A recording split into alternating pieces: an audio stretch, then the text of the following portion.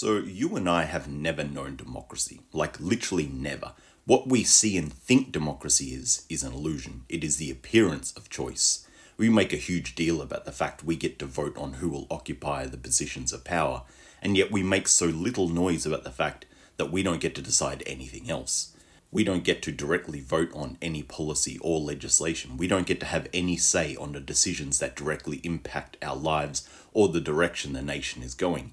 We overwhelmingly support improving worker rights, but we don't get to vote on that. We want action to stop environmental collapse, but we don't get to vote on that. We know life is unaffordable and we want to raise a minimum wage, but we don't get to vote on that.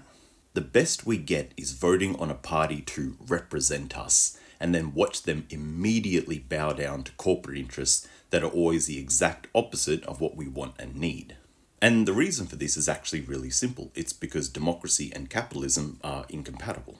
And this is best demonstrated by the fact it is impossible to get billionaires to pay taxes. And I mean literally impossible. Why would billionaires pay taxes when it is much, much cheaper and easier for them to simply bribe every politician in all the major parties to ensure tax breaks for the rich are always protected? I mean, giving every politician in every major party $1 million is much, much cheaper than paying taxes. And if you do come across an honest politician, you just bribe and fund their opponent instead. Fuck it, right?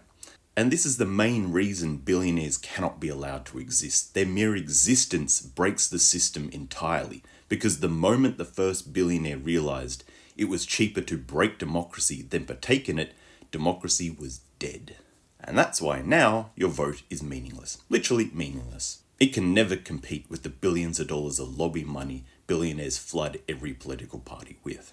Now, pro-capitalists will dismiss this as just being corruption. But it's more than that. It's because capitalism as a system, its entire point is the accumulation of money and power into fewer and fewer hands.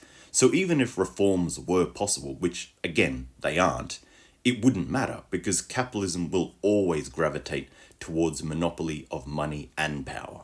So we're always going to end up back in this situation, no matter what reforms happen. And that's why the only chance we have of ever seeing real democracy starts with class consciousness. But that power doesn't come from a vote. That power comes from organising around worker solidarity. For example, a 10-day nationwide general strike would put more political power in our hands than 1,000 years of marching through the streets with signs. And this is why reading theory is so important. There is a clear strategy to worker victory, but you have to read the theory and you have to teach it to others. You need to talk to your neighbours and build local community and start networking with the community next to you. Because real political power won't come from a vote. It will only come from organised workers who finally understand how strong they really are.